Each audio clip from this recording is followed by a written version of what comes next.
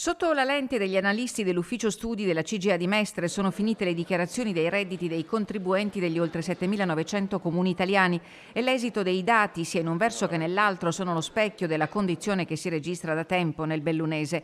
I paperoni del Veneto abitano a Cortina, i contribuenti più poveri a soli 30 km di distanza a Zoppè di Cadore, e la differenza fra i redditi dichiarati nei due comuni bellunesi è enorme: quasi 31.000 euro a Cortina e circa 12.500 euro a Zoppè. 194 abitanti in tutto che vivono sopra quota 1.400 metri ai piedi del Pelmo. Ti emergono delle differenze molto marcate tra le varie ripartizioni geografiche del paese, con segnali di impoverimento che purtroppo interessano anche il Veneto. In particolar modo le aree interne e i paesi di montagna, che negli ultimi 30-40 anni hanno subito un deciso spopolamento e un progressivo invecchiamento della popolazione. Paolo Zabeo, coordinatore del centro studi della CGIA di Mestre, commenta così l'elaborazione dei dati che hanno preso in esame i 730 del 2021 depositati al Ministero dell'Economia e delle Finanze, che evidenziano lo stato di sofferenza dei piccoli comuni italiani, soprattutto quelli di montagna. Ma c'è montagna e dunque l'analisi evidenzia il paradosso che riguarda diverse zone del Veneto.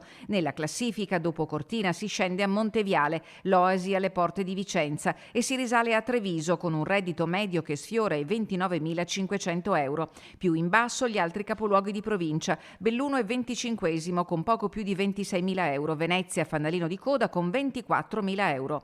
Nelle ultime posizioni precedono Zoppè di Cadore i contribuenti di due comuni del Rodigino, Porto Tolle e Villanova Marchesana, e quelli di Velo Veronese, i cui redditi dichiarati oscillano fra i 15.600 e i 15.770 euro.